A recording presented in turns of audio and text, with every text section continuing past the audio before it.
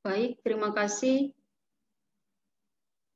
Selamat pagi untuk kita semua. Yang kami hormati Pak Victor Siringoringo yang sebagai pembimbing kami dalam PKPA di Rumah Sakit Royal Progress. Pada kesempatan ini kami akan mempresentasikan Komite Farmasi dan Terapi dan struktur organisasi Rumah Sakit Royal Progress.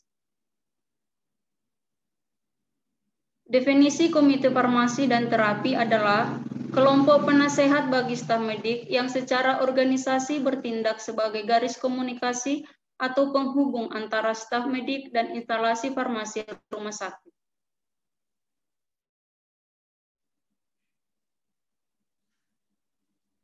Komite Farmasi dan Terapi adalah suatu tim yang beranggotakan para dokter dan sarjana farmasi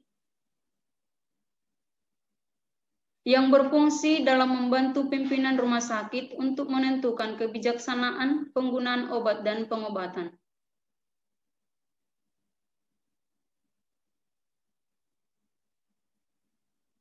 Tugas utama Komite Farmasi dan Terapi ada dua. Yang pertama, pengembangan kebijakan, yaitu memberikan rekomendasi atau membantu perumusan kebijakan-kebijakan yang berkaitan dengan evaluasi, pemilihan, penggunaan terapi obat, dan kebijakan lain berkaitan dengan obat di rumah sakit. Yang kedua, pendidikan, yaitu memberikan rekomendasi atau membantu dalam merumuskan rancangan program-program pendidikan yang diperlukan oleh staf profesional, meliputi dokter, perawat, apoteker, dan praktisi kesehatan lainnya terhadap pengetahuan mutakhir yang berkaitan dengan obat dan penggunaannya.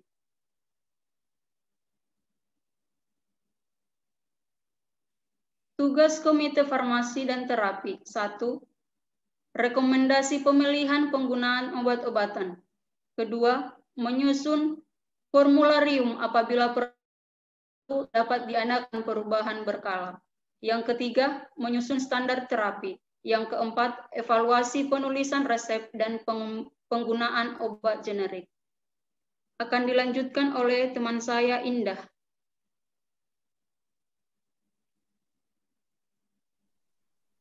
Fungsi dan ruang lingkup Komite Farmasi dan Terapi. Yang pertama, memberikan nasihat bagi staf medik dan pimpinan rumah sakit berkaitan dengan penggunaan obat termaksud obat yang sedang diteliti. 2. Mengembangkan formularium obat untuk digunakan di rumah sakit, serta melakukan revisi terhadap isinya. Pemilihan jenis obat dalam formularium harus berdasarkan evaluasi yang objektif terhadap kemanfaatan, keamanan, dan harga serta harus meminimalkan adanya pengadaan obat.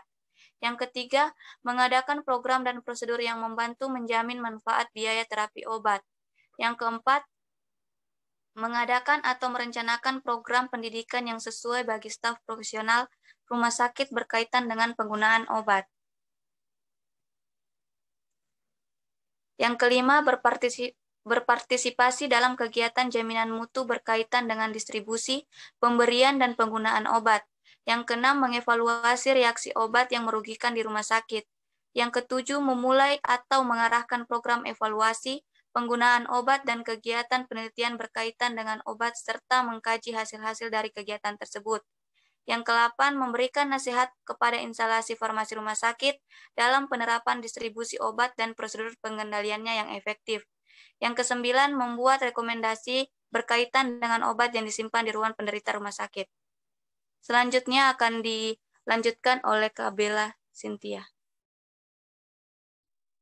Sub-sub Komite Farmasi dan Terapi. Komite Farmasi dan Terapi memimpin 6 subkomite. Yang pertama, subkomite obat anti kanker. Yang kedua, subkomite obat kardiovaskular. Yang ketiga, subkomite obat anti-infeksi. Yang keempat, subkomite obat untuk sistem saraf pusat. Yang kelima, subkomite obat untuk saluran pernapasan. Yang keenam, subkomite obat untuk kelenjar endokrin. Struktur organisasi instalasi farmasi Rumah Sakit Royal Progress. Yang pertama itu direktur rumah sakit, kemudian diduduki manajer penunjang medis, lalu kepala instalasi farmasi rumah sakit, kemudian apotek logistik, apoteker rawat jalan, apoteker rawat inap, farmasi klinis, apoteker mutu. Di apoteker rawat inap itu di TIK rawat inap, lalu ke juru racik. Kemudian di apoteker rawat jalan itu di TIK rawat jalan dan juru racik. TTK maksudnya. Kemudian apoteker logistik itu di TTK logistik. Akan dilanjutkan oleh Kak Hotma.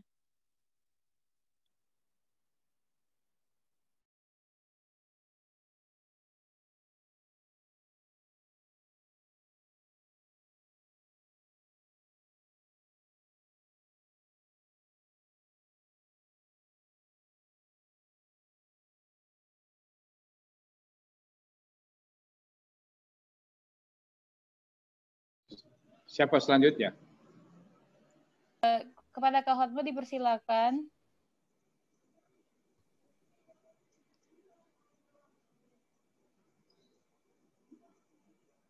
Selanjutnya siapa? Sudah selesai?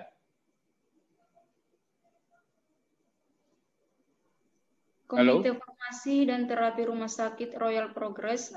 Di sini ada Ketua Dr. Paduju Dojo Prajito dan ada sekretarisnya Apoteker Sandi Heksa Putar-Putar.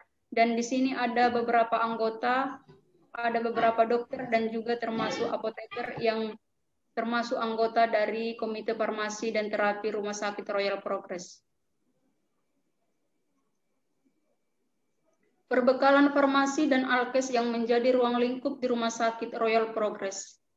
Yang pertama itu, Rumah Sakit Royal Progress bekerja sama dengan 5 PT, yaitu Sambe, Kalbe, Faros, Parenhit, dan Novel.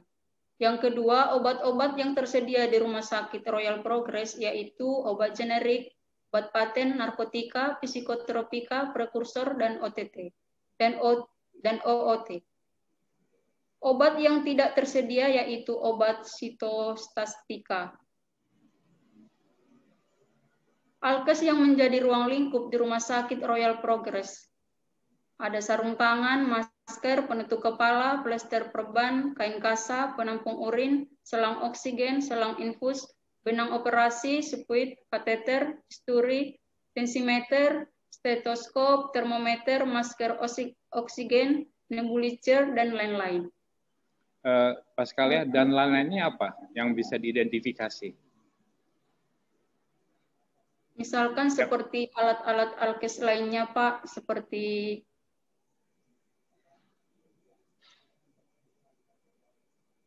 ya, dan lain-lain ini saya minta didefinisikan juga, disiapkan ya. Jadi Anda harus tahu, jangan hanya disebutkan dan lain-lain, tetapi elemen-elemennya Anda tidak tahu sama sekali. Jadi nanti tidak perlu dipresentasikan, tetapi paling tidak kalau ini ditanyakan Anda tahu yang tergolong di dalam dan lain-lain itu apa. Kira-kira apa? Sebutkan 3 gitu. Biasanya Pak kayak tempat tidur pasien, alat-alat kayak buat USG. Oh, itu termasuk dalam instalasi farmasi. Pengendaliannya sama distribusinya. Nggak keliru, bed tempat tidur untuk pasien. Kalau alat-alat USG, MRI, CT scan, apakah itu di-manage oleh instalasi farmasi atau unit lain? Unit alat-alat ronsen itu di radioterapi atau di-manage oleh instalasi farmasi alat-alat itu? Fisiknya ya, fisiknya. Jadi kalau misalnya gelnya ataupun obat kontrasnya tentu itu di-manage oleh instalasi farmasi. Tetapi alat-alat radiologi seperti CT scan, apakah ada MRI, apakah ronsen, itu di-manage oleh instalasi farmasi juga kah? Tempat tidur? Untuk itu instalasi farmasi tidak memanagenya, Pak. Nggak kedengaran apa Bella? Kalau untuk alat medis seperti itu, instalasi farmasi tidak memanagenya, Pak. Kalau di Rumah Sakit Royal Progress. Ya, itulah sebabnya didefinisikan dengan baik, disiapkan datanya.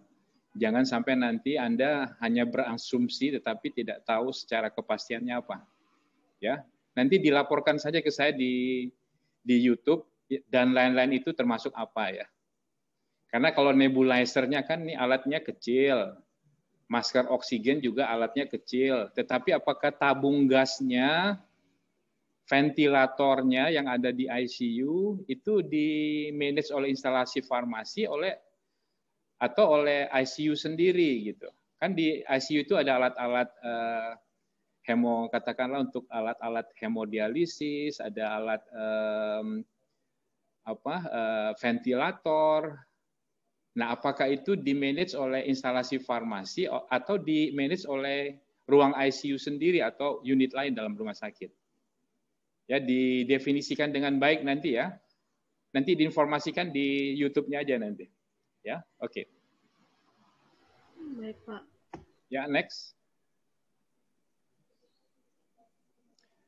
Kebutuhan yang dibuat oleh instalasi farmasi Rumah Sakit Royal Progress untuk kebutuhan kepentingan internal di Rumah Sakit Royal Progress. Kebutuhan kepentingan internal di Rumah Sakit Royal Progress yaitu pembuatan sediaan steril, contohnya pembuatan hand sanitizer. Oh, jadi hand sanitizer itu sudah bikin sendiri, nggak dibeli dari luar, alkes dari luar? Iya, Pak. Atau ada yang dibeli, ada yang dibuat sendiri? Untuk kebutuhan rumah sakit dibuat sendiri, Pak. Jadi yang dipakai di setiap ruangan rawat inap, di tempat praktek rawat jalan, pokoknya yang bersentuhan dengan pengunjung rumah sakit, hand sanitizer-nya yang mereka gunakan sendiri itu dibuat oleh instalasi farmasi. Iya, Pak. Ya. Sebelum lanjut, tadi di organisasi itu ada per definisi disebut sarjana farmasi ya. Anda nggak ada ini, nggak mengacu ke referensi yang lebih up to date.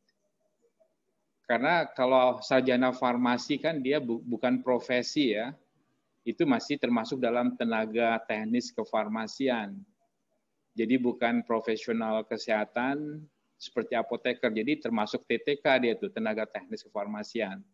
Tetapi di definisi yang Anda gunakan tadi, anggota Komite Farmasi dan Terapeutik kan itu sarjana farmasi disebut, bukan apoteker ya.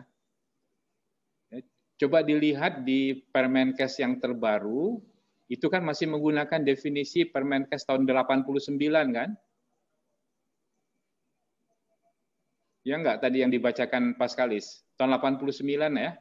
Iya, Pak. Nah, apakah ada Permenkes yang terbaru yang menyebutkan anggota Komite Farmasi dan Terapi itu sudah menyebutkan apoteker, tidak tenaga, bukan sarjana farmasi lagi. Ya, karena sarjana farmasi, apoteker saja tidak termasuk dengan tenaga medis, apalagi sarjana farmasi ya, itu grade-nya di bawah sedikit apoteker. Jadi sarjana farmasi itu ya dia hanya S1 farmasi tetapi belum mengambil tingkat profesi. Ya. Dicari rujukan yang lebih terbaru yang sudah menyebutkan apoteker. Ada atau tidak ya? Oke, lanjut ya.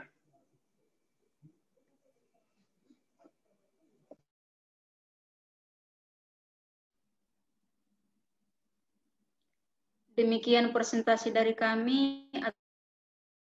Perhatian Bapak, teman semua, kami ucapkan terima kasih.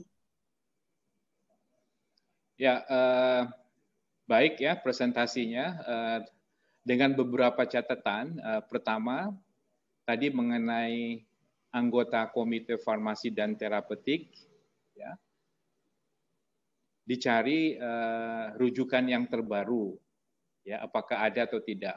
Ya. Nanti kalau sudah ada rujukan terbaru, nanti dilapor aja di YouTube ya, biar nanti kita bahas bersama.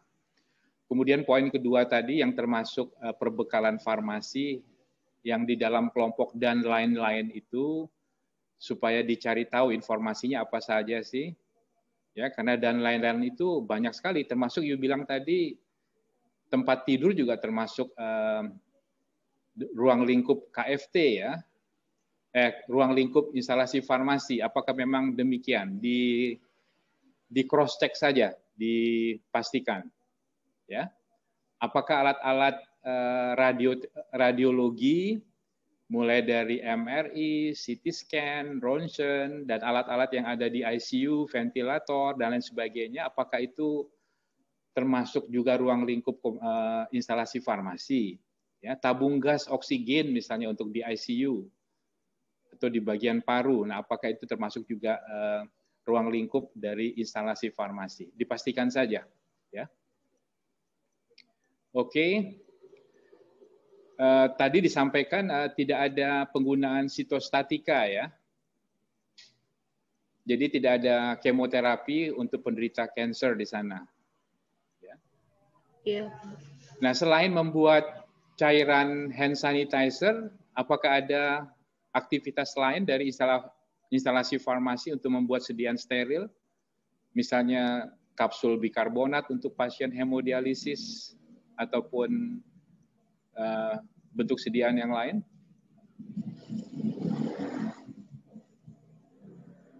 Ada tidak? Atau hanya terbatas di situ saja?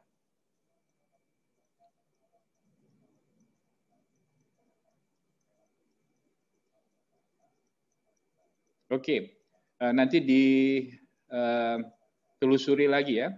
Nah, kemudian tugas Anda sebagai tugas tambahan untuk nanti dipresentasikan, ya, selain tadi memastikan komponen-komponen dari ruang lingkup alat yang di-manage serta perbekalan farmasi oleh instalasi farmasi, Anda ditugaskan untuk membuat laporan mengenai pengendalian formularium dan penggunaan antimikroba ataupun antibiotik di Rumah Sakit Royal Progress. Ini dalam rangka global microbial resistance, jadi untuk meminimalisir, mencegah terjadinya resistensi di antibiotik ataupun antimikroba di Rumah Sakit Royal Progress. Apa saja yang menjadi polisi kebijakan dari Komite Farmasi Terapi, KFT, dalam hal pengendalian resistensi antimikroba, dan pelaksanaannya seperti apa? Ya, mulai dari formularium, mulai dari pengadaan, kemudian penggunaan obat kepada pasien rawat inap khususnya berkaitan dengan antimikroba. Ya. Kemudian ada pertanyaan dari saya, tadi disebut instalasi farmasi itu sudah bekerja sama dengan 5 industri farmasi besar ya. Disebutkan Kalbe, Sanbe, kemudian Faros, Novel, satu lagi saya lupa tadi. Nah, apakah semua obat itu berasal dari 5 industri farmasi itu saja atau juga terbuka bagi industri farmasi yang lain? Bagaimana polisinya?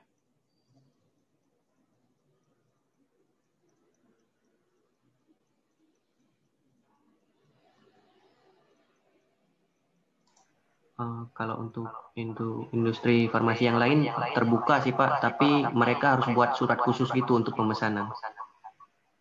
Ya, ini menjadi tugas Anda untuk diklarifikasi, tetapi saran saya tidak perlu disebutkan nama industrinya, karena ini kan sifatnya konfidensial. Ya, jadi nanti dalam presentasi selanjutnya cukup disebut industri farmasi A, B, C, D, dan E. Ya, tidak perlu disebutkan nama company-nya karena ini konfidensial ya. Jadi kalau saya sebagai kepala instalasi farmasi dan terapi tentunya ini tidak perlu disampaikan keluar ya. Cukup sebutkan aja 1, 2, 3, 4, 5 atau A, B, C, dan E. Juga jangan inisial dari industri farmasinya ya, nanti itu juga akan mudah ditebak ya. Jadi ini saya minta supaya aspek-aspek konfidensial itu jangan dibuat dalam laporan resmi nanti ya.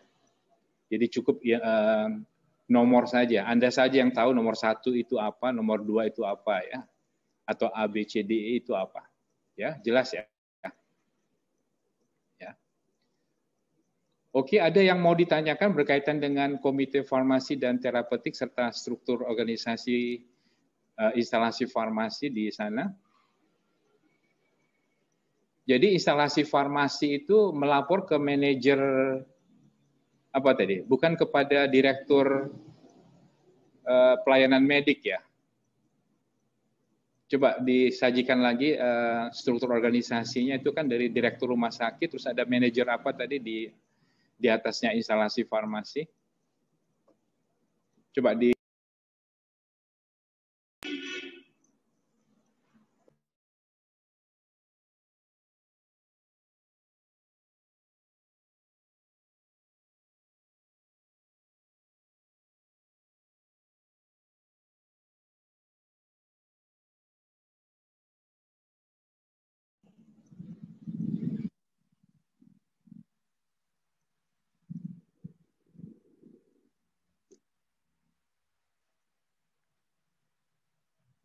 ya, di sini direktur rumah sakit, oh istilahnya manajer penunjang medis, bukan direktur penunjang medis ya.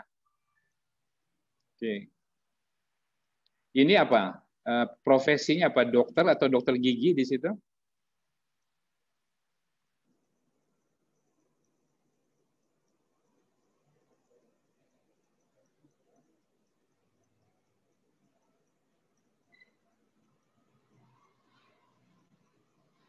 Halo?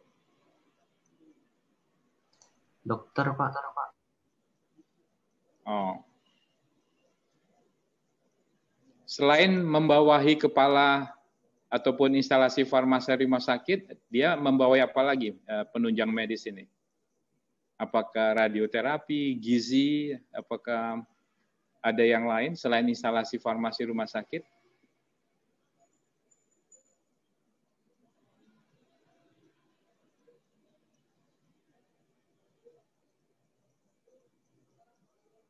Mungkin untuk lebih pastinya nanti kita tanyakan lagi Pak. Kemarin kita berfokus ke farmasinya aja Pak, nggak kita tanya lagi penunjang medisnya apa di sana apa aja gitu Pak. Ya, nanti buat lebih pastinya kita tanya lagi Pak. Dipelajari saja untuk mengetahui instalasi farmasi rumah sakit itu sejajar dengan apa di situ. Ya, karena kalau kita pelajari minggu lalu mengenai kelas rumah sakit, ya, instalasi farmasi rumah sakit itu kan termasuk di pelayanan kefarmasian, termasuk di dalam kelompok non medis, ya. Nah, kelompok non medis itu kan mulai dari laundry, pemulasaran jenazah, ya, bagian gizi. Nah, apakah di Rumah Sakit Royal Progress juga diatur seperti itu? Ya, apakah termasuk di dalam pelayanan non medis, ya, di mana salah satunya adalah pelayanan kefarmasian. Ini APJP ini apa? Apoteker penanggung jawab apa nih? APJP singkatan dari apa ini? Apoteker penanggung jawab pasien, Pak. Apoteker penanggung jawab pasien. Oh ya? Iya, Pak. Yang di klinis, Pak, mereka. Benar tuh istilahnya, penanggung jawab pasien. Ya, dipastikan lagi ya. Karena kalau APJP ini kalau di industri itu adalah apoteker penanggung jawab pabrik. Apakah di sini apoteker penanggung jawab pasien kayaknya nggak lazim ya. Diverifikasi saja nanti Budi ya. Ya. Nah, apoteker mutu ini ngapain dia? Fungsinya? Ini kan rawat inap, rawat jalan, ya cukup jelas ya. Tapi kalau apoteker mutu sama farmasi klinis ini apa fungsinya?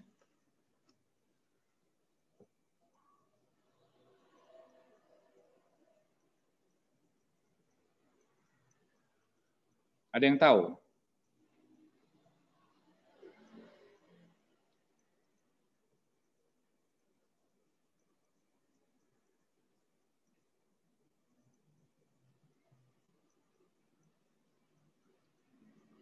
Ya, nanti diperjelas ya. Jadi harus tahu nih. Ini kosong di bawahnya. Apakah ini baru dalam plot saja, tapi belum ada aktivitas ataupun fungsinya? Atau sudah ada? Kalau sudah ada, apa yang dilakukan di farmasi klinis dan juga di apoteker mutu? Bedanya apa dengan apoteker rawat inap farmasi klinis ini? Ya, apakah apoteker rawat inap ini hanya menyediakan obat untuk pasien rawat inap, ini pasien untuk rawat jalan, sedangkan ini terus apa ini farmasi klinis sama apoteker mutu? Ruang lingkup tugas tanggung jawabnya apa? Ya, saya minta ini di-define dengan lebih baik. Ya, kemudian di sini kan ada level tenaga teknis kefarmasian. Ini kan bisa dulu SAA, asisten apoteker, sekarang bisa D3, D4 farmasi. Nah, kalau juru racik ini apa? Bukan termasuk tenaga teknis kefarmasian. Apakah ini tamatan SMP, SMA yang dilatih khusus atau bagaimana? Tingkat pendidikannya apa ini, juru racik ini?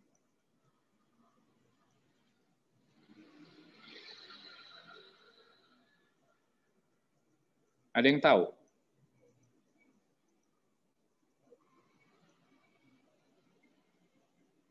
Oke, kan kalian kan secara fisik di sana, nanti bisa melihat siapa saja sih juru racik yang ada di instalan farmasi di sana. Ya, profesi mereka, latar belakang pendidikan mereka ini apa? Apakah sama sebagai tenaga teknis kefarmasian, tetapi mereka berfungsi sebagai juru racik saja begitu.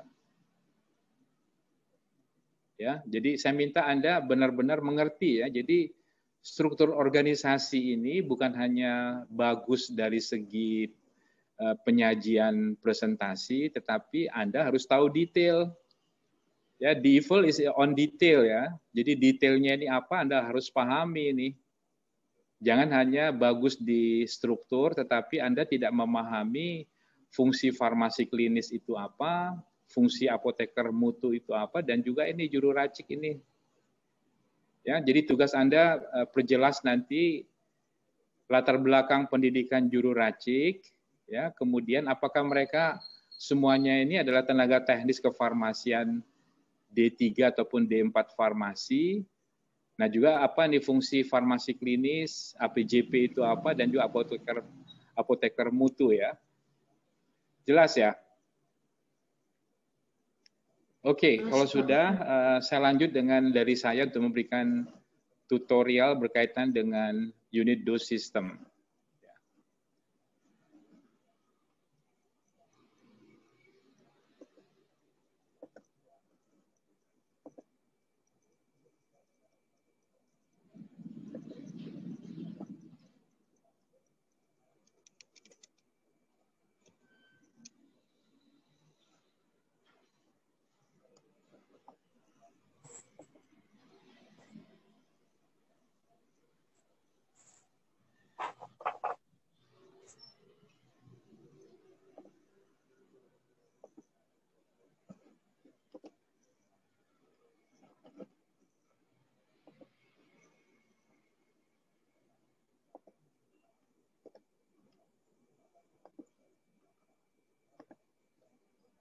Sudah kelihatan?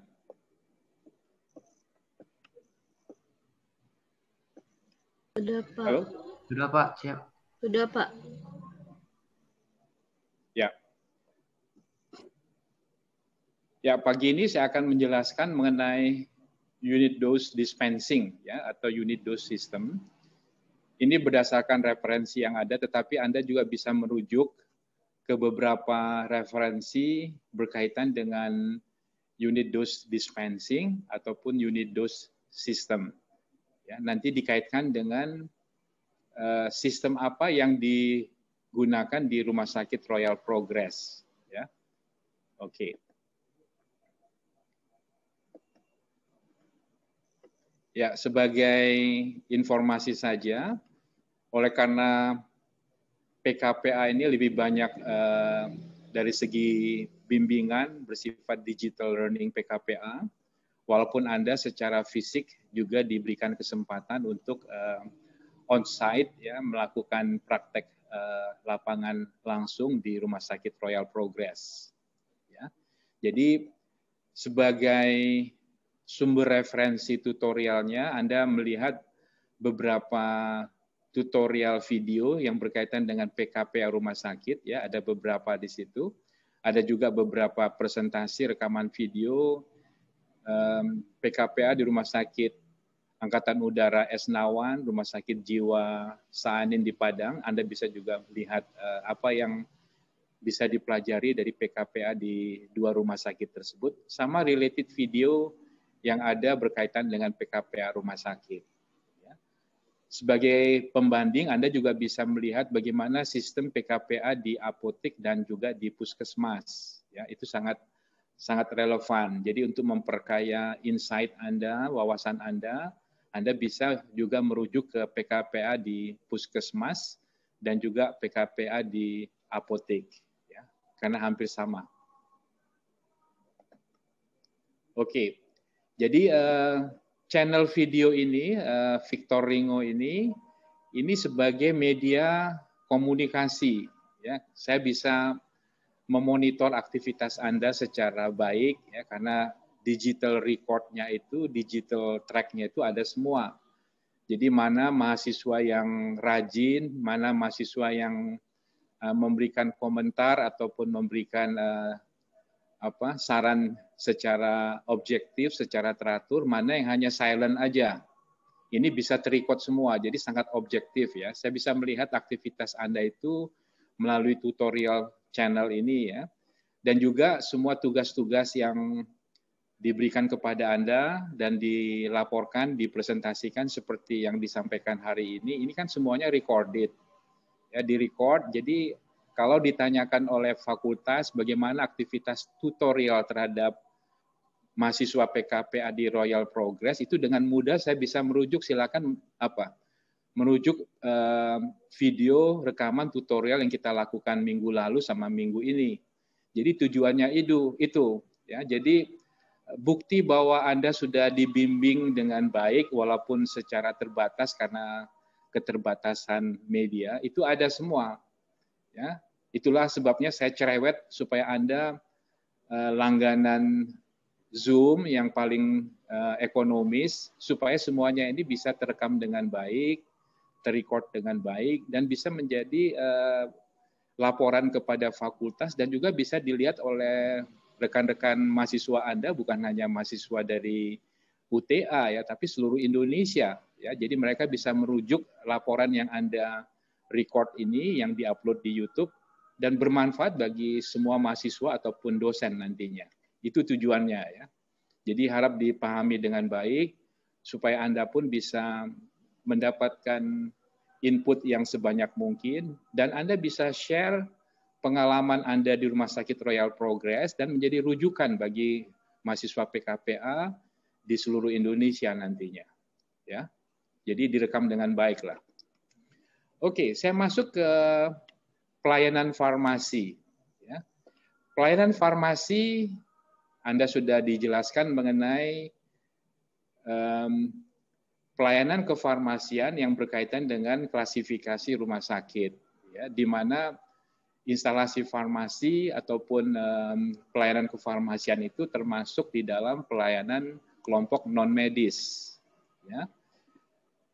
Anda bertanggung jawab di farmasi rumah sakit ataupun hospital farmasi, baik untuk pasien rawat jalan, outpatient, dan juga pasien rawat inap, inpatient. Nah, tugas Anda di pasien rawat inap inilah, ya, inpatient ini yang sangat penting, sangat strategis, dan ini yang berkaitan dengan penerapan dose system yang diterapkan di Rumah Sakit Royal Progress ataupun di rumah sakit lainnya. Ya. Jadi fokus kita dalam instalasi farmasi ataupun hospital farmasi ini adalah inpatient, ya, melayani pasien rawat inap. Sistem apa yang diterapkan di Rumah Sakit Royal Progress? Ya. What is unit dose system? Apa sih unit dose system itu atau sistem unit dose? Ya, by definition, ya, ini sederhana, jadi saya harapkan definisi dalam bahasa Inggris ini bisa dipahami, dimengerti dengan baik. Ya. Unit dose system adalah dose medication which are ordered, packaged, handled, administered, and charged in multiples of single-dose units containing a predetermined amount of drugs or supply sufficient for one regular dose application or use. Ya, jadi unit dose system ini diaplikasikan, diterapkan sedemikian rupa supaya setiap pasien itu mendapatkan obat secara teratur, ya, per pemberian obat atau per penggunaan obat. Ya, ini yang dinamakan sebagai unit dose system. Jadi pasien itu sudah pasti akan mendapatkan obat pada jam-jam tertentu sesuai dengan resep yang diberikan oleh dokter untuk pasien tersebut. Ya, jadi per single penggunaan obat pada periode tertentu. Ya, dengan demikian bisa dijamin compliance ataupun adherence dari pasien dalam menggunakan obat itu bisa dikatakan 100% comply.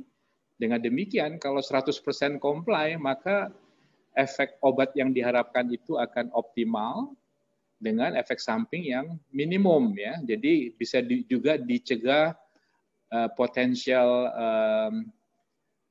medical error ataupun interaksi obat ataupun efek samping obat yang tidak perlu karena penggunaan obatnya tidak teratur. Ya. One unit dose dispense atau OUDD, ya, one unit dose dispense adalah sistem for preparation and distribution of drug served in a single dose and made ready to be consumed once. Jadi obat yang diberikan kepada pasien itu, ya, dalam satu kali pemberian dan satu kali penggunaan. Jadi akan termonitor dengan baik oleh dokter ataupun oleh apoteker dan juga oleh perawat. Ya. Ini yang dinamakan sebagai one unit dose dispense. Model distribusi obat di rumah sakit. Ada beberapa model distribusi obat di rumah sakit. Ya. Nanti Anda pelajari model distribusi obat di Rumah Sakit Royal Progress itu seperti apa sih? Ya, nanti tugas Anda itu, ya.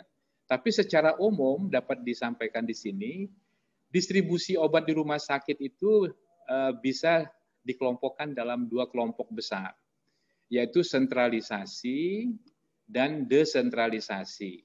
Ya. Kalau sentralisasi ini contohnya adalah floor stock, ya, kemudian adanya cart fill. Sedangkan kalau desentralisasi ini ada satellite services, ada automated dispensing cabinets. Nanti kita akan bahas lebih detail.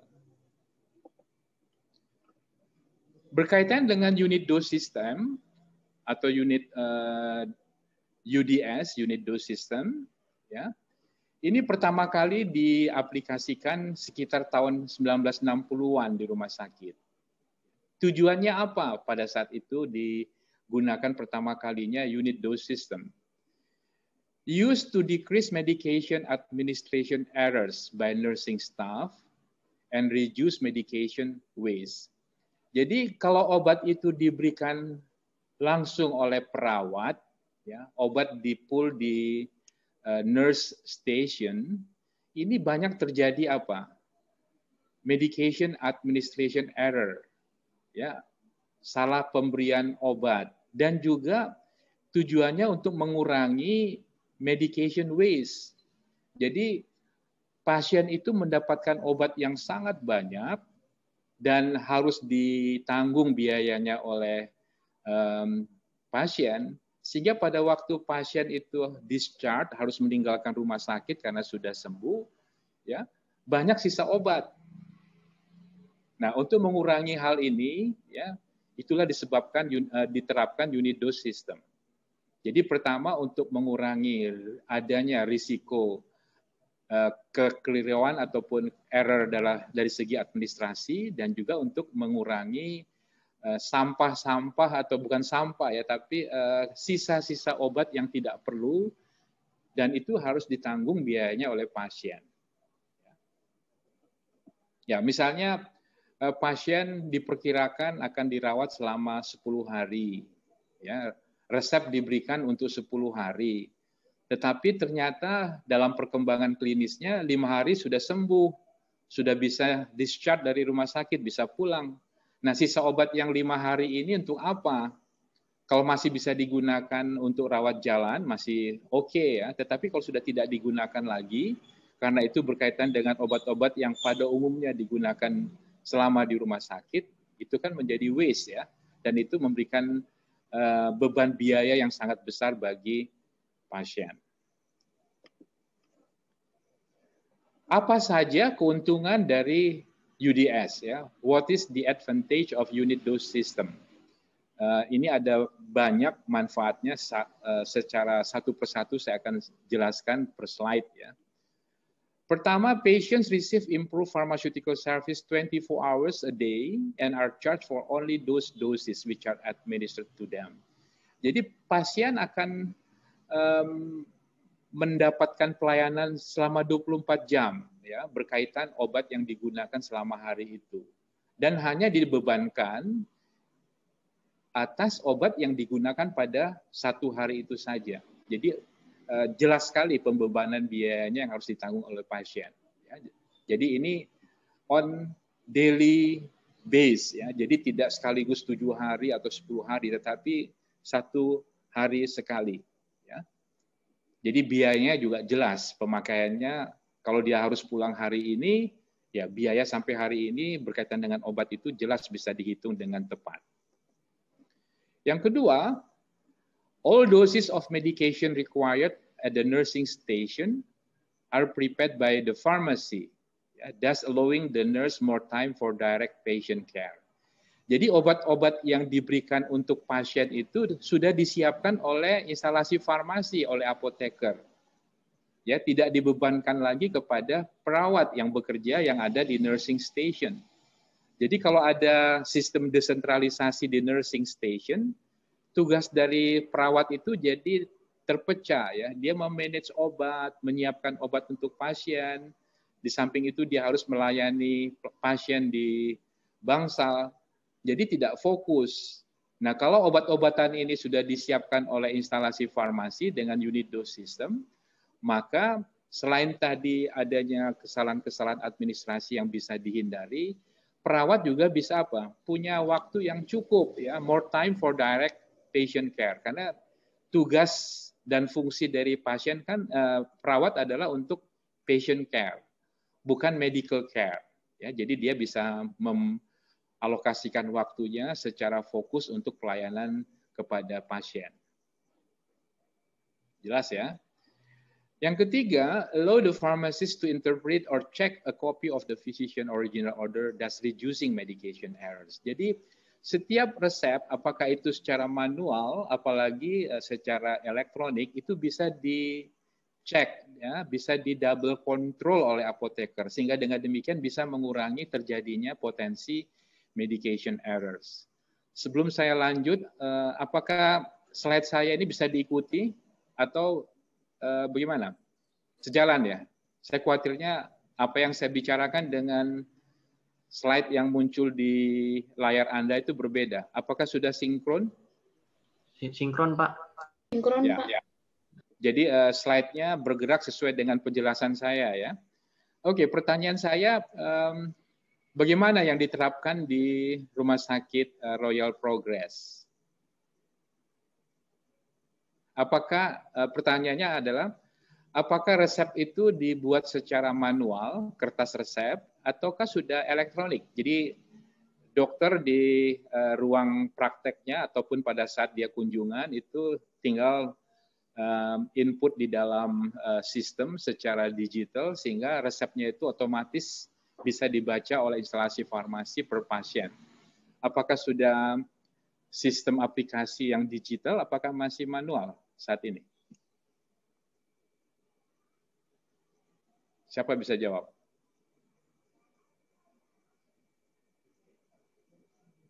Halo? Anda nggak lihat apakah resep dokter itu apakah inpatient ataupun outpatient itu secara resep manual masih ditulis di kertas atau sudah online semua? Manual, Digital. Pak. Masih manual? Ditulis di kertas, Pak. Baik rawat inap ataupun rawat jalan? Iya, Pak.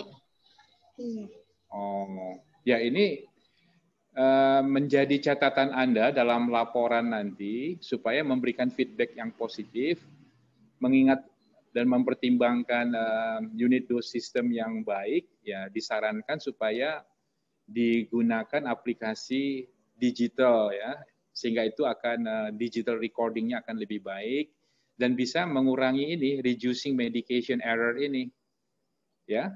Itu menjadi catatan Anda untuk nanti memberikan feedback laporan kepada rumah sakit sebagai saran Anda nantinya. Ya, oke. Yang keempat, keuntungan dari unit dose system atau UDS ini adalah elimination excessive duplication of orders and paperwork at the nursing station and pharmacy. Jadi bisa mengeliminir ya duplikasi order ataupun pekerjaan administrasi yang tidak perlu, ya baik di nursing station ataupun di instalasi farmasi. Jadi duplikasi yang mungkin terjadi baik secara fisik ataupun secara paperwork itu bisa dihindari, ya tidak dilakukan di nursing station, kemudian dilakukan juga di farmasi. What for ya? Jadi ini bisa membuat operasional itu sangat efisien. Ya. Berikutnya elimination credits. Ya, jadi kita bisa mengeliminasi beban-beban yang harus ditanggung oleh pasien karena obat yang diresepkan itu berlebihan. Nah, sisa obatnya itu menjadi beban dari pasien. Nah, kalau sudah digunakan unit dose system, apalagi secara digital, tentunya ini tidak lagi menjadi beban pasien. Yang keenam, transfers intravenous preparation and drug reconstitution procedures to the pharmacy. Jadi sediaan steril yang menjadi obat yang akan digunakan oleh pasien itu kan biasanya dalam bentuk misalnya kalau preparat antimikroba cephalosporin generasi ketiga ya misalnya what you call it misalnya cefotaxim ya cefadroxil injeksi ya. Bisa selain cefotaxim, bisa juga cephalosporin yang lain. Itu biasanya kan dalam bentuk lyophilized powder. Jadi kalau mau disuntikan kepada pasien kan harus direconstitute dulu, ya, dicampur dengan aqua steril, kemudian baru nanti disuntikan kepada pasien. Nah, kalau obat yang diberikan itu dalam jumlah yang banyak menjadi persediaan pasien, ini tentunya akan memberatkan pasien. Obat-obat itu kan tidak mungkin dibawa pulang ke rumah ya dan dia akan menyuntik sendiri ya mencampur sendiri. Nah ini akan mengurangi meminimalisir return medicine ini yang menjadi beban pasien. Kalau obat itu adalah obat analgesik ya obat cough and cold tablet yang bisa dibawa pulang dan masih bisa digunakan itu nggak apa-apa. Tetapi kalau obat-obat injeksi yang bisa mencampurnya secara baik adalah hanya apoteker di instalasi farmasi, dan itu harus dibawa pulang oleh si pasien, untuk apa gitu. Ya, jadi ini bisa dihindarkan sama sekali. Okay. Yang ketujuh, promotes more efficient utilization of professional and non-professional personnel. Jadi ini bisa menggunakan personel ataupun sumber daya yang ada di instalasi farmasi secara efisien, ya sesuai dengan tugas dan fungsi mereka. Ya, jadi tidak perlu perawat itu banyak mengerjakan hal-hal teknis kefarmasian. Kan dia bukan profesional di tenaga kefarmasian, dia nggak mengerti banyak mengenai bagaimana rekonstitusi obat, ya, bagaimana menyimpan obat dengan baik supaya tetap stabil walaupun sudah dibuka. Ya. Jadi ini bisa mempromosikan more efficient utilization dari profesional dan non-profesional yang berkaitan dengan obat. Ya. Kemudian yang ke-8, reduces revenue losses.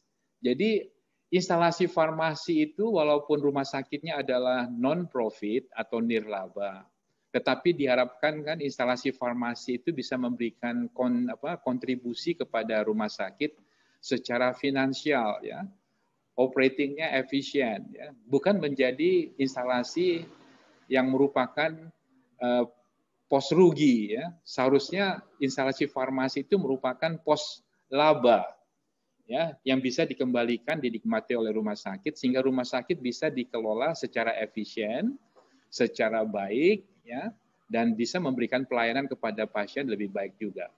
Tapi kalau instalasi farmasi itu sebagai cost center, ya, pos yang merugi, tentunya ini akan berakibat buruk bagi profesi apoteker yang ada di instalasi farmasi. Akan dinilai instalasi farmasinya tidak di-manage dengan baik, ya, tidak di-manage dengan profesional, ya, yang harusnya memberikan kontribusi laba untuk rumah sakit justru menjadi cost center. Yang ke-9, conserve space in nursing units by eliminating bulky floor stock. Jadi kalau rumah sakit itu masih menggunakan floor stock system, ini kan obat-obat dikumpulkan di nurse station. Ya, ada lemari-lemari. Nah, lemari-lemari itu akan penuh dengan obat, ya, sehingga tidak mempunyai ruang ataupun space yang cukup untuk melakukan aktivitas yang lain. Buat apa begitu? Nah, yang Anda amati, apakah menggunakan floor stock system atau bagaimana yang sekarang ada di Rumah Sakit Royal Progress? Sudah mengarah ke unit dose system atau masih floor stock system? Sudah mengarah ke unit dose system, Pak. Ya, oke, nanti Anda buat laporannya, ya. Jadi kalau masih menggunakan floor stock, ini akan mengganggu operasional dari nurse station, perawat, ya, sehingga mereka terbagi, ya, fokusnya memanage obat, kemudian merawat pasien, harus memanage juga obat-obat yang ada di lemari-lemari nurse station, itu akan merepotkan, ya. Akan terjadi juga banyak kesalahan-kesalahan administrasi dan medication error. Yang ke-10, eliminate pilferage and drug waste. Jadi ini bisa mengurangi risiko pencurian obat, terutama untuk obat-obat yang mahal, ya, juga sisa-sisa obat yang tidak perlu, ya. Jadi Anda tahu kan kalau di Jakarta itu ada pusat grosir obat yang bisa menampung obat-obat yang dicuri, ya, di apakah itu di rumah sakit ataupun di pelayanan kesehatan yang lain. Nah, dengan penerapan unit dose system, kebocoran potensi obat itu tanda kutip dicuri, disalahgunakan, dan bocor keluar, dijual kembali, dan juga adanya drug waste itu akan dieliminasi. Ya, tidak mungkin terjadi hal itu. Ya. Dan ini tentunya akan dinikmati oleh pasien. Ya. Dan perawat juga tidak perlu berpikir untuk melakukan kecurangan-kecurangan karena tidak ada peluang sama sekali untuk melakukan kecurangan itu. Ya. 11, ini extends pharmacy coverage and control throughout the hospital from the time the physician writes the order to the time the patient receives the unit dose. Jadi ini akan memberikan atensi, kemudian kontrol penuh, ya, oleh apoteker, mulai dari obat itu diresepkan oleh dokter sampai kepada obat itu diberikan kepada pasien. Ini peran dari apoteker sangat full time di situ. Ya. Itulah sebabnya saya tanyakan tadi apakah masih menggunakan manual prescription on pad, ya, receipt pad, atau sudah secara digital. Kalau ini sudah secara digital, itu akan mudah sekali dikontrol oleh apoteker di instalasi farmasi, mulai obat itu ditulis, dimonitor, kemudian sampai obat itu diberikan kepada pasien dengan menggunakan unit dose system ini, itu akan terkontrol full oleh apoteker. Ya, tidak ada yang kelewatan sama sekali. Kemudian central location of drugs. Jadi obat itu dilokasikan pada tempat yang sudah terpusat sehingga mudah dikontrol, ya, terutama bisa dihindari obat-obat yang setelah di-reconstitute, ya. Kita tidak bisa melihat lagi expiration date, tetapi sudah ke shelf life-nya setelah obat itu dibuka, ya, atau sudah direkonstitusi. Kemudian medication ready for administration. Jadi semua obat itu yang diberikan kepada pasien adalah obat yang siap untuk digunakan. Tentunya ini akan menjadi concern, menjadi patient safety. Ya. Jadi pasien akan aman, tidak terhindar dari obat yang tidak perlu, ya, dan bisa dimonitor kalau misalnya terjadi efek samping tertentu. Efek samping itu pasti berasal dari obat yang diberikan, bukan dari obat yang tidak diberikan, ya, karena semuanya terkontrol. Jadi any adverse reaction itu sudah related dengan obat yang diberikan. Jadi akan mempermudah juga patient safety control dan laporan adanya monitoring efek samping obat tertentu yang digunakan oleh pasien. Walaupun unit dose system ini mempunyai banyak manfaat, ya, tadi saya sudah jelaskan satu persatu manfaat dari penerapan unit dose system, tetapi juga ada disadvantage, ya, ada faktor negatif, ya, bukan faktor negatif dalam artian buruk, ya, tetapi ada kekurangan juga dari penggunaan ataupun penerapan unit dose system ini, ya. Ada konsekuensi yang harus dilakukan dengan penerapan unit dose system.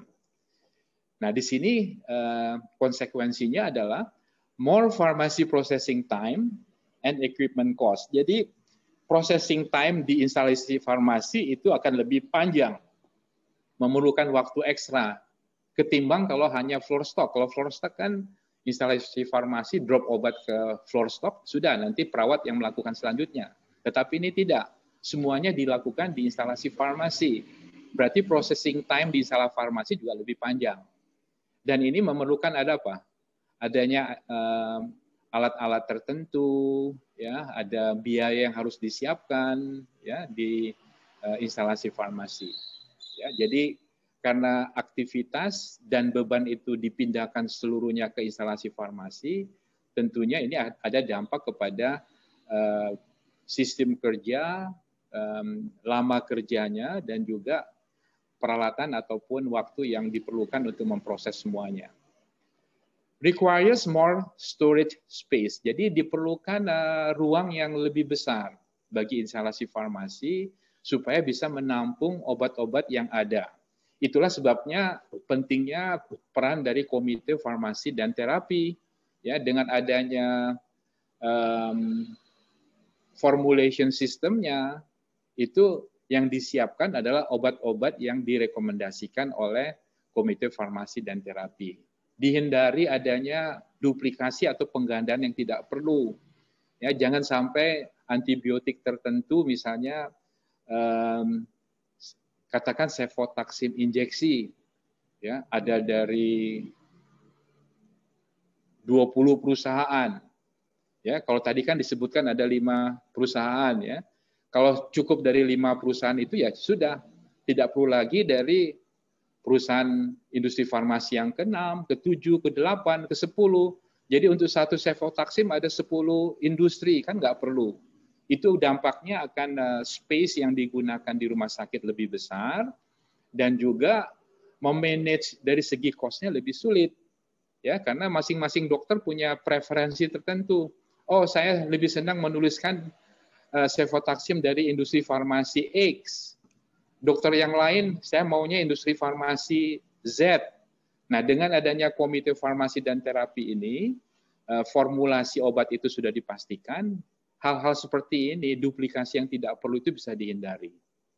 Ya, karena kalau enggak nanti untuk satu item saja Anda memerlukan sampai 20 industri farmasi, harus disiapkan masing-masing industri itu satu space tertentu. Nah, itu ruangannya akan sangat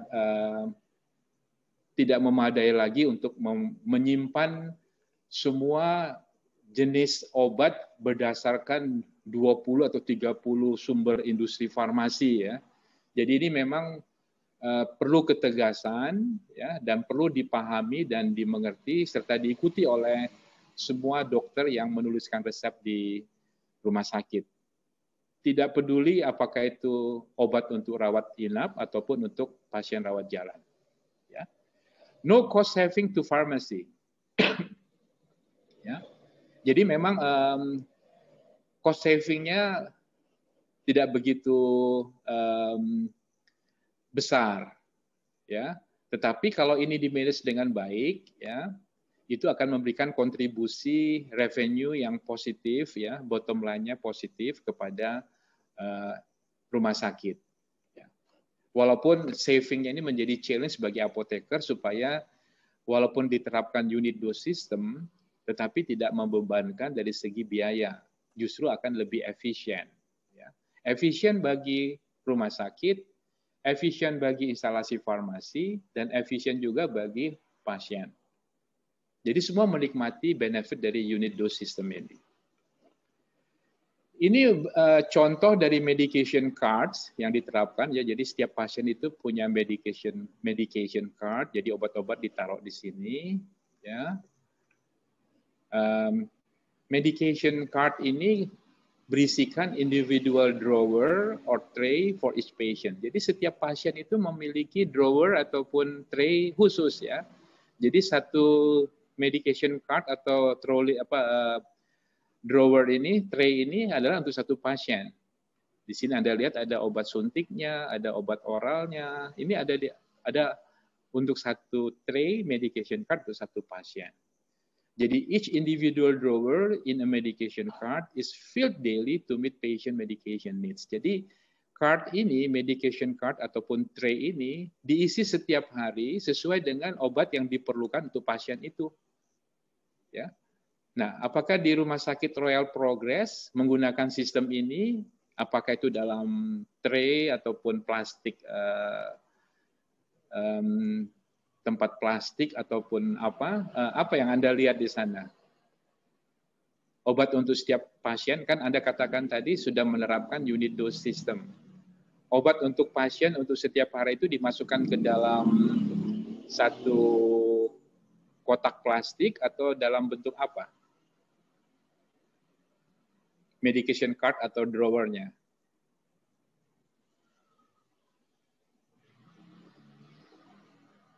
Apa yang digunakan? Kotak plastik, Pak. Ya.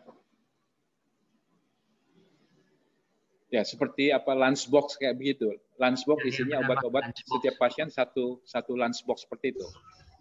Iya, kayak lunchbox gitu, Pak. Satu pasien satu lunchbox. Ya, supaya ada dokumentasinya, saya tugaskan untuk dipotret ya. Lunchbox kecil itu setiap hari nanti diisi oleh instalasi farmasi, isinya bisa satu obat saja, bisa lebih dari satu obat, dan ini diberikan kepada pasien setiap hari. Ya, diisi setiap hari, bukan diisi sekaligus 5 hari ya, tetapi on daily basis. Ini kan ya filled daily. Ya, bukan diisi seminggu untuk kebutuhan obat 7 hari untuk pasien itu ya. Jadi unit dose system itu on daily basis. Ya, Anda cek nanti apakah itu diisi setiap hari, apakah memang digunakan setiap hari, tetapi ngisinya seminggu sekali, atau diperkirakan dia dirawat 10 hari, ya sudah diisi untuk kebutuhan 10 hari. Itu bukan unit dose system. Ya, nah itu coba Anda lihat ya, apakah sudah unit dose system yang murni atau practically masih separuh-separuh penerapannya. Ya, ini hanya sebagai salah satu contoh. Oke. Jadi prinsipnya each drawer atau tray itu untuk satu pasien. Nah, supaya ini bisa diterapkan dengan baik, harus ada apa? Medication form. Ya, jadi satu medication form untuk satu pasien untuk satu drawer ataupun medication card, sehingga nanti bisa dikontrol ya. Ya. Nah, ini tinggal beberapa slide lagi. Bagaimana dengan sistem order obat, ya, medication order yang diterapkan di Rumah Sakit Royal Progress. Medication orders ini bisa dibagi dalam 3 kelompok. Pertama, PRN order. Ini adalah pro renata order. Jadi order obat berdasarkan kebutuhan yang apa? Sesuai dengan kebutuhan, ya, pro renata, ya. Jadi obat-obat yang digunakan jika perlu saja. Misalnya pasien tiba-tiba mengeluhkan rasa sakit yang luar biasa. Tadinya tidak diberikan analgesik. Nah, bisa diorder pro renata, ya, obat analgesik untuk kebutuhan saat itu saja. Jadi ini PRN order, pro renata order. Yang kedua adalah standing order. Ini order yang regular, ya. Sedangkan state order ini, state itu artinya very urgent, ya, harus segera. Jadi kalau kondisi pasien dalam keadaan kritikal tertentu sehingga perlu ada obat tertentu, nah ini tidak bisa dikelompokkan ke dalam jika perlu saja ataupun standing order. Ini harus state, harus segera. Jadi harus segera diorder dan harus segera diberikan kepada pasien. Jadi misalnya ada critical situation, ya, yang sangat berbahaya bagi pasien kalau tidak diberikan obat tersebut, ini bisa dikelompokkan sebagai state order, very urgent, segera, ya. Jadi bisa dikelompokkan di dalam 3 kelompok ini.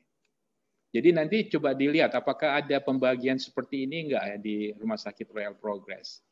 Jadi pro renata order, standing order yang regular, dan state order jika keadaan emergency. Ya, pro renata order ini an order for medication to be administered only on as needed basis, jika diperlukan saja. Ya, misalnya pasien mengeluh pain, ini bisa diberikan 1 tablet setiap 4 atau 6 jam as needed, ya. Jadi kalau dia tidak mengeluh pain lagi, tidak perlu diberikan.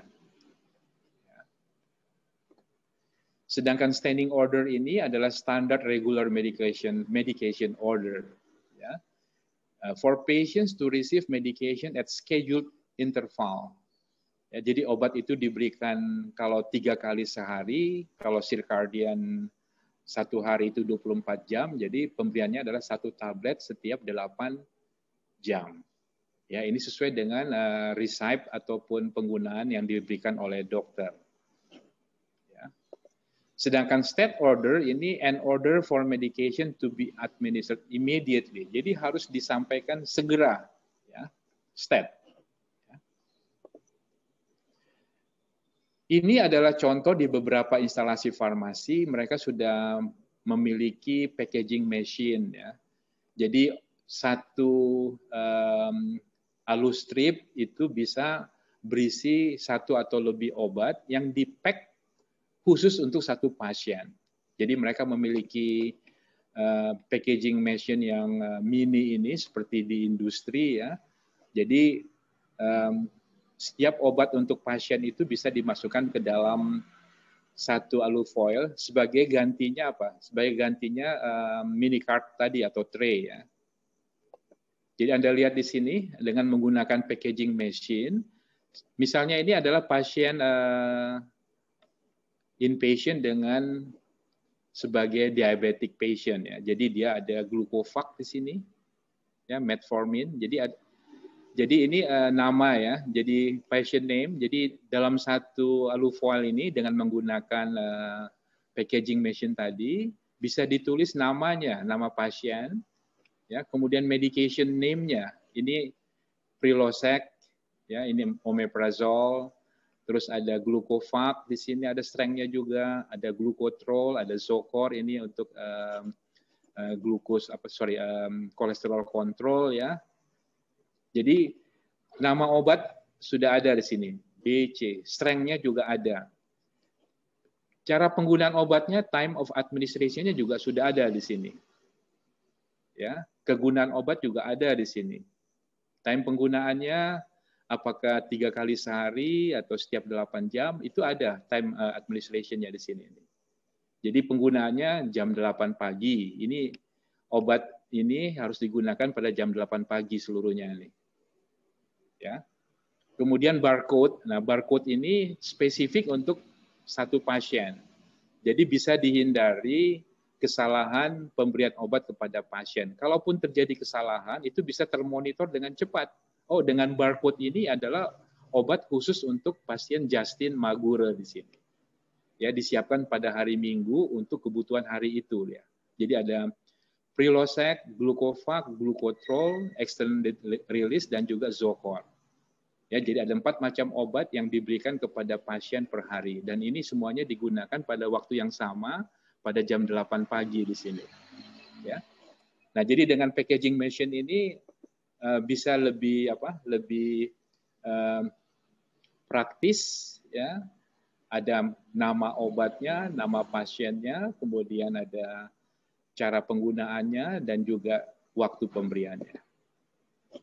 Oke, ini presentasi saya berkaitan dengan unit dose system. Ya, ini sebagai referensi Anda, nanti tinggal Anda lihat apakah unit dose system yang diterapkan di Rumah Sakit Royal Progress itu sudah seperti ini atau tidak. Ya, nggak ada masalah kalau belum 100% diterapkan, karena tergantung sistem, kemudian juga resources yang ada di Rumah Sakit Royal Progress. Nah, kewajiban Anda untuk memberikan saran, rekomendasi, kalau misalnya penerapan unit dose system di Rumah Sakit Royal Progress itu belum sepenuhnya diterapkan sesuai dengan prinsip-prinsip unit dose system yang baik. Oke, ada pertanyaan?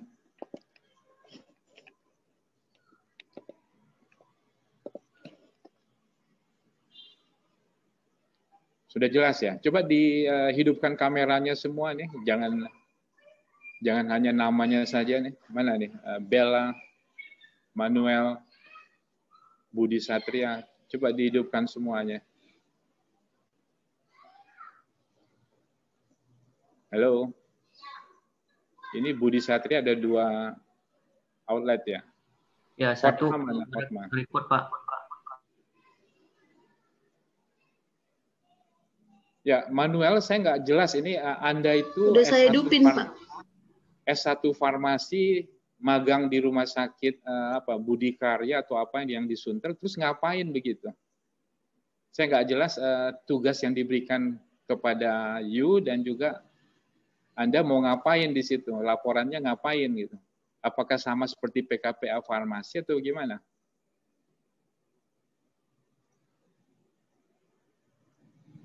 Begini Pak, kan saya dapat dari Kaprodi bahwa saya magang dan juga Bapak Victor sebagai dosen pendamping saya.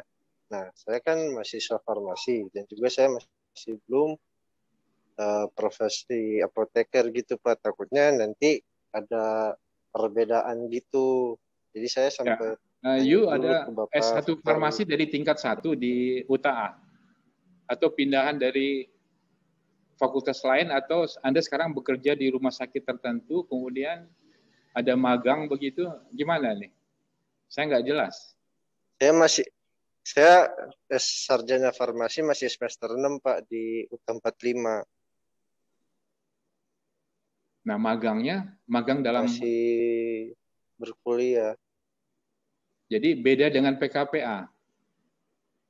Nah, gini, coba ditanyakan ke Kaprodinya, tugas yang diberikan kepada Manuela itu apa saja yang perlu saya bimbing ya. Karena saya sendiri belum jelas. Jadi apakah materinya nanti hanya magangnya di mana? Kan nggak jelas nih. Apakah magangnya di unit rawat jalan, unit rawat inap, atau di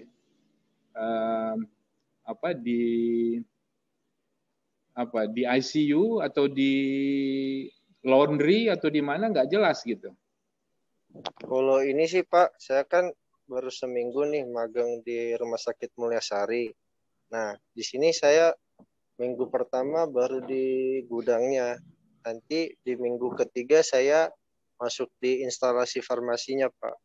Ya, ini oke. Segera nanti isi di komentar di YouTube. Ya, nanti tutorialnya mengenai PKPA rumah sakit saja yang umum ya, yang hijau itu.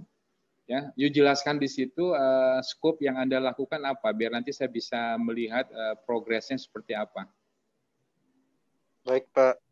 Ya, Anda buka PKPA rumah sakit yang covernya itu ada gambar rumah sakit ya. Nah, apa yang Anda lakukan, ya, jadwalnya seperti apa, itu Anda kasih catatan di situ nanti, biar nanti saya monitor di situ. Ya, Baik, Pak, rencana nanti kerja saya itu akan seperti apa? komentar deh. Ya, kalau PKPA Ya, Pak, ini kan siap. sudah jelas ya, mereka ini sebagai presepti, saya sebagai preseptor dari UTA, ada preseptor dari rumah sakit. Nah, Anda ini modelnya seperti apa? Ya. Dan jangan lupa nanti Anda juga kalau nggak salah berarti ada komunikasi yang harus disampaikan di siakat ya. Jadi pertanyaan-pertanyaan di siakat itu nanti Anda isi juga di situ. Karena itu sebagai bimbingan akademik magang ya. Iya, Pak. Atau kalau itu. untuk PKPA Anda ada perlu mengisi siakat nggak di situ? Pertanyaan atau apapun. Kan kalau mahasiswa yang mengikuti bimbingan akademik saya harus ada komunikasi di siakat ya, sebagai monitor Anda aktif dan juga pembimbing juga aktif ya.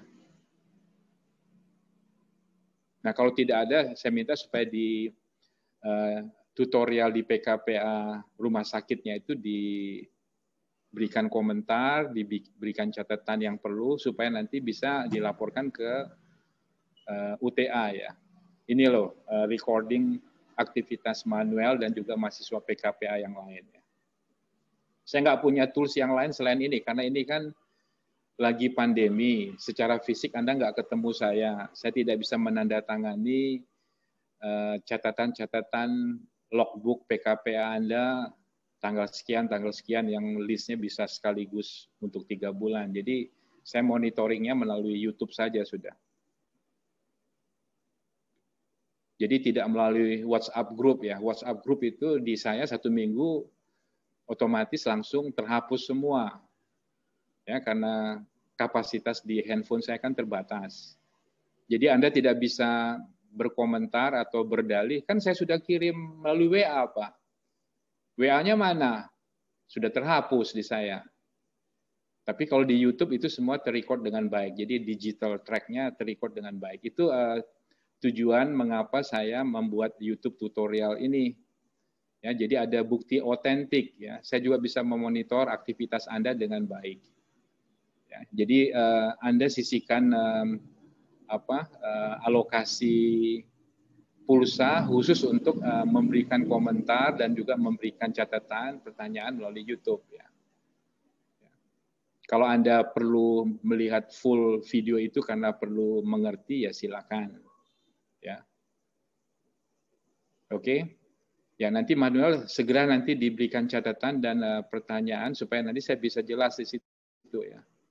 Kalau hanya untuk reminding seperti pas kalis pagi ini, oke Pak, ini ada Zoom link-nya ada di ini itu bisa, itu kan akan segera saya baca dan tidak perlu saya simpan ya 7 hari otomatis hilang itu kan nggak menjadi masalah. Anda masih bisa komunikasikan di WhatsApp. Tetapi yang catatan yang perlu jangka panjang dan untuk monitoring evaluasi Anda nggak bisa di WA, nanti saya nggak bisa melihat trackingnya. Ini anak ini pernah nanya apa enggak sih, aktifnya apa enggak sih, sudah hilang semuanya, sudah zero catatan di saya.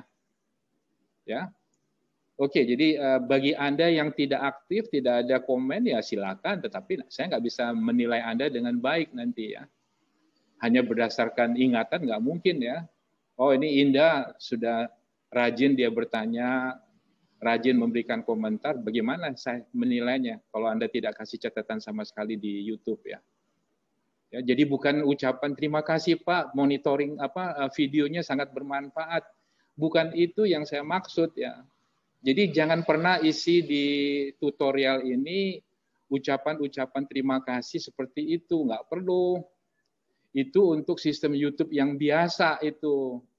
Ya, kalau saya mau cari subscriber baru, kemudian undang Indah, terus terima kasih Pak, videonya sangat bermanfaat. Bagi saya nggak ada artinya itu, Indah. Anda nggak memberikan komentar seperti itu pun nggak apa-apa, nggak perlu saya. Karena memang tujuannya bukan seperti YouTube biasa ya. Perlu apa istilahnya SEO, perlu ada komentar, perlu ada like ya. Nggak perlu itu bagi saya. Tapi Anda perlu subscribe supaya informasi-informasi yang up to date itu Anda ternotis dengan baik. Anda memberikan komentar juga saya bisa memonitornya segera begitu. Kalau Anda nggak subscribe ya mana bisa saya tahu kalau Anda memberikan komentar. Karena nggak terrecord di dalam sistem saya. Ya, jadi tidak perlu komentar-komentar yang terima kasih, videonya sangat bermanfaat, berguna bagi saya untuk profesi saya, nggak perlu itu. Tapi apa yang Anda tanyakan, yang Anda perlu tanyakan berkaitan dengan PKPA di Rumah Sakit Royal Progress, itu yang Anda harus kasih komentar. Nah, dari saya, kalau itu tidak muat komentar di kolom itu, nanti saya akan muat itu di kolom deskripsi tutorialnya. Itu kan saya bisa menulis sampai 5.000 kata di situ. Nah, Anda lihat, jadi jangan hanya lihat di komen saya, juga lihat di deskripsi di deskripsi videonya, di situ informasi ataupun respons dari saya secara lengkap itu Anda bisa lihat di situ. Karena nggak mungkin disampaikan di kolom komen ya, terlampau banyak misalnya. Ya, jelas ya. Ya, jadi nggak perlu kasih komentar sekali lagi, terima kasih ya. Straight to the point, ini apa nih Pak, ini saya sudah kasih ini, mohon dievaluasi. Saya sudah kirim by email ini, mohon diperiksa. Begitu aja. Komentar-komentar yang ringkas tapi berkaitan dengan tutorial.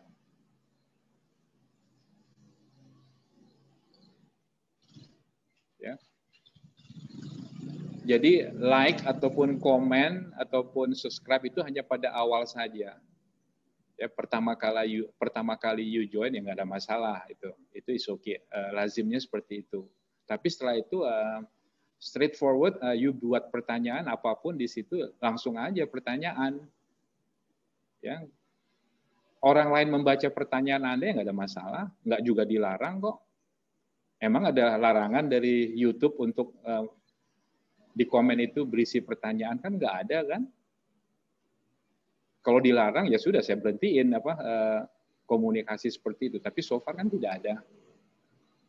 Karena kolom itu kan untuk mempertanyakan, menanyakan mengenai konten tutorial itu secara utuh ya. Bukan hanya kontennya 15 menit tutorial, kemudian Anda hanya nonton 1 menit, setelah 1 menit langsung memberikan komen, like, ya, share, bukan itu maksudnya. Ya, cukup tonton 1 menit, kemudian komen begitu. Apa artinya bagi Anda? Apa artinya bagi saya? Nggak ada. Ya, jadi harus benar-benar konten itu ditonton secara penuh. Anda mengerti. Ya, kalau sekali tonton sudah mengerti ya sudah. Tapi kalau Anda perlu lagi lebih jelas, Anda tonton sekali lagi full ya, itu yang diharapkan. Ya, bukan cukup tonton 1 menit, Anda memberikan komen, that's it sudah. Terus nggak muncul lagi seumur hidup. Bukan itu tujuannya ya. Jelas ya? Ya, jadi saya setelah Anda subscribe sekali lagi, setelah Anda membuat komen pertama kali, ya setelah itu nggak perlu lagi membuat ucapan terima kasih ya atau like lagi. Langsung to the point aja ke materinya. Ya, jelas ya?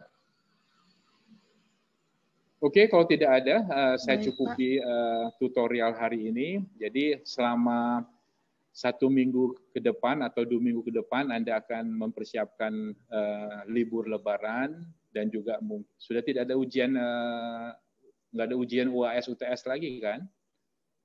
Ya, jadi Anda persiapkan fokus ke PKPA. Saya tidak tahu apakah Anda mau merencanakan 1 minggu nanti setelah Lebaran ada tutorial lagi, nanti diatur bersama Paskalis saja. Oke, selamat berpuasa, selamat Idul Fitri. Ya, nanti ketemunya kapan lagi, nanti bisa dikomunikasikan by WA ataupun by YouTube. Ya, nah tugas Anda adalah mengerjakan apa yang saya tugaskan tadi. ya berkaitan dengan Komite Farmasi dan Terapi, melihat rujukan referensi yang mutakhir yang bisa Anda rujuk dan kutip. Kemudian dan lain-lain di dalam fungsi KFT tadi coba dilengkapi. Ya, dan kemudian laporan berikutnya berkaitan dengan unit dose system, bagaimana sistem di Rumah Sakit Royal Progress, kemudian Anda laporkan seperti tadi, dan bagaimana penerapannya, apakah sesuai dengan unit dose system yang sudah saya jelaskan atau tidak. Nanti gap-nya seperti apa. Ya.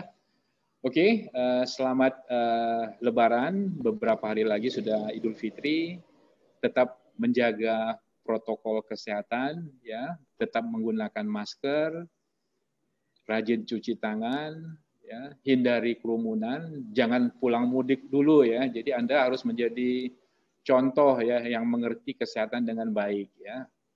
Jangan pulang mudik dulu ya. Ini sangat bahaya ya. Anda bisa membawa virus ke orang tua Anda atau keluarga Anda di kampung, atau Anda yang terkena virus. Jadi stay at home. Kalau ya nanti setelah kondisi baik Anda bisa mudik lagi ya dengan lebih aman ya. Untuk saat ini no mudik ya. Saran saya no mudik. Cukup Anda lakukan digital video call saja ke keluarga Anda ya, cukup.